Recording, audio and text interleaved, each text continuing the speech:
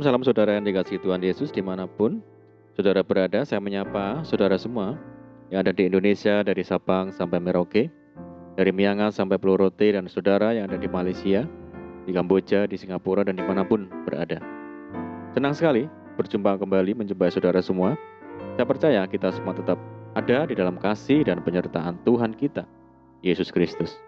Selamat datang di Pokok Anggur bersama saya Yosia Krispianto.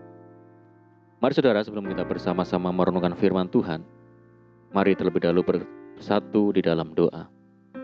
Bapa di surga, Bapa yang baik, Bapa di dalam nama Tuhan Yesus, kami bersyukur buat segala kebaikan Tuhan hari ini.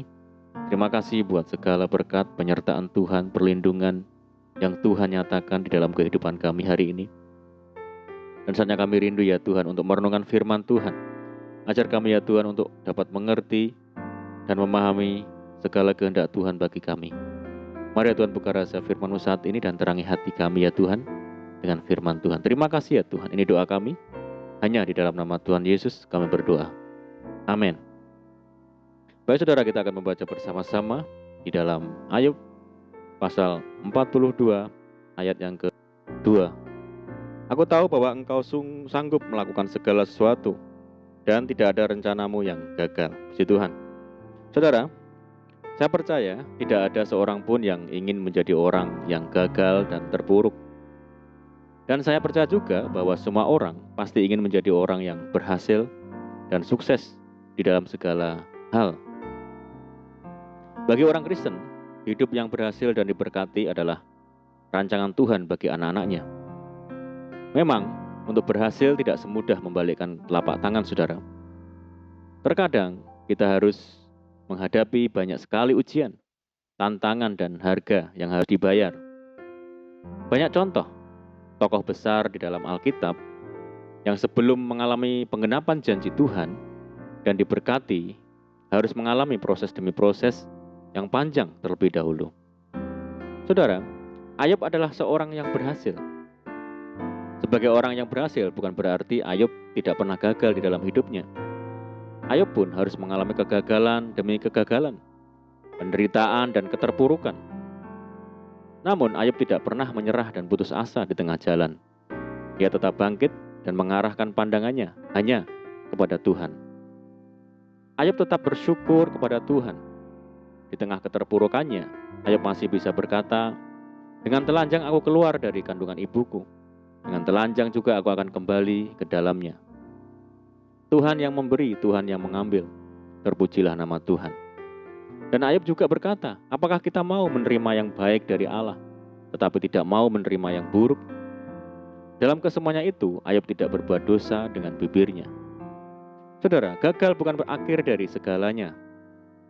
Tetaplah mengucap syukur seperti Ayub, karena kegagalan bukan rencana Tuhan. Walau terkadang Tuhan izinkan kegagalan itu terjadi supaya kita belajar tidak sombong dan belajar bergantung sepenuhnya kepada Tuhan. Kegagalan mengingatkan kita untuk introspeksi diri. Mungkin selama ini kita ceroboh, mengandalkan kekuatan sendiri dan tidak melibatkan Tuhan di dalam setiap rencana kita. Kadang kita diizinkan gagal supaya kita tidak tinggi hati dan mengajar kita untuk berharap dan mengandalkan Tuhan di dalam segala hal. Saudaraku, saya percaya ada banyak orang di dalam hidupnya mengalami kegagalan. Kita bisa melihat orang di sekeliling kita yang mengalami kegagalan, entah itu dalam pekerjaan atau hidup mereka. Kegagalan dalam kehidupan pada dasarnya adalah hal yang biasa. Tetapi, apakah kegagalan dapat menghambat kita dan bahkan menghancurkan kita? Jawabannya adalah semua tergantung dengan respon kita masing-masing, saudara. Kita sebagai orang percaya kepada Kristus pasti memiliki respon yang berbeda dengan dunia saat menghadapi kegagalan. Di dalam Alkitab, kita bisa melihat contoh seperti Petrus dan Yudas Iskariot. Keduanya mengalami kegagalan, saudara. Pada saat Yesus ditangkap dan dibawa ke rumah imam besar, Petrus mengikutinya. Dan pada saat ada seseorang hamba perempuan yang duduk bersamanya mengamatinya dan berkata, juga orang ini bersama-sama dengan dia. Tetapi Petrus menyangkal Yesus sampai ayam berkokok 3 kali. Petrus adalah seorang penakut pada saat ia menyangkal Tuhan Yesus.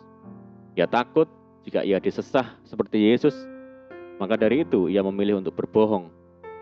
Tetapi pada akhirnya Petrus merespon untuk menyadari kesalahannya, dan ia menangis dan bertobat. Di situ ia gagal menjadi murid Tuhan, tetapi pada saat Yesus bangkit dan Roh Kudus tercurah atas hidupnya, Petrus banyak melakukan mujizat seperti menyembuhkan orang sakit. Petrus bangkit karena ia mengalami jamahan Roh Kudus di dalam hidupnya, karena ia tahu bahwa Tuhan ingin memakai hidupnya, dan Tuhan mau agar dia maju ke depan tanpa melihat ke belakang, tanpa melihat apa yang sudah berlalu. Berbeda dengan Yudas Iskariot, saudara. Yudas menjual Tuhan Yesus dengan menerima bayaran 30 uang perak kepada imam-imam kepala, yang pada akhirnya Yudas tidak pernah mengira Yesus akan menyerah begitu saja, ditangkap, disiksa, dan pada akhirnya mati di kayu salib. Sedihlah hatinya dan ia melemparkan uang itu di hadapan para imam dan akhirnya menggantung dirinya di pohon. Saudara, kita melihat kehidupan yang berbeda dari Petrus dan Yudas. Mereka mengalami kegagalan, tetapi Petrus memilih untuk kembali ke jalan yang benar dan memilih untuk melayani Tuhan sepanjang hidupnya. Dan berbeda dengan Yudas, ia memilih untuk menggantung dirinya di pohon. Saudara, pada umumnya manusia mengalami kegagalan dan jatuh ke dalam lubang yang mungkin sama atau berbeda. Tetapi tujuan dari hidup kita bukan untuk jatuh di lubang yang sama terus-menerus, tetapi kita harus bangkit, melupakan hal-hal yang dapat membuat kita jatuh lagi. Kita harus ingat bahwa Tuhan tidak akan pernah meninggalkan kita sedikit pun, meskipun dalam keadaan yang terburuk dan tidak memungkinkan. Ketika semua terlihat tidak ada harapan dan tidak memungkinkan, Tuhan Yesus cukup untuk kita, karena memang Dialah yang kita perlukan, saudara. Tuhan selalu ingin kita selalu berserah kepadanya dan hidup bergantung sepenuhnya kepadanya. Mari saudaraku, jika saat-saat ini kita mengalami kegagalan, jangan kita berputus asa. Mari kita memiliki respon seperti Petrus yang mau berubah, introspeksi, memperbaiki diri, bertobat, dan hidup mengandalkan Tuhan. Maka kita pasti akan menemukan keberhasilan sejati di dalam Tuhan. Amin. Puji Tuhan, mari kita berdoa. Bapa di surga, Bapa yang baik, Bapa di dalam nama Tuhan Yesus, terima kasih Tuhan buat firman-Mu. Tuhan ampuni kami di saat mengalami kegagalan, kami mengandalkan kekuatan diri sendiri. Ajar kami untuk memiliki respon yang benar saat mengalami kegagalan, yaitu mencari Tuhan dan hidup mengandalkan Tuhan saja. Terima kasih Tuhan. Saat ini kami berdoa bagi saudara kami semua yang mendengar program ini, yang di Indonesia atau dimanapun berada, yang sakit Tuhan sembuhkan di dalam nama Tuhan Yesus.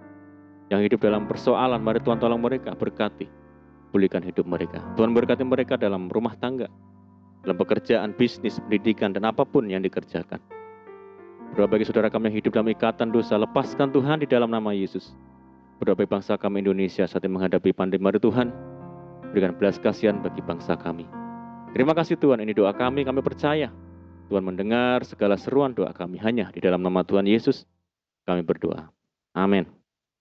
Puji Tuhan saudara, kita sudah berdoa. Saya percaya saat ini kita dikuatkan dan diberkati. Mari kita tetap semangat di dalam Tuhan, jangan berputus asa, tetap berdoa, bersuka cita senantiasa, sebab di dalam Tuhan kita sanggup melakukan segala perkara. Selamat malam dan selamat beristirahat. Doa saya menyertai saudara semua. Tuhan Yesus memberkati. Haleluya.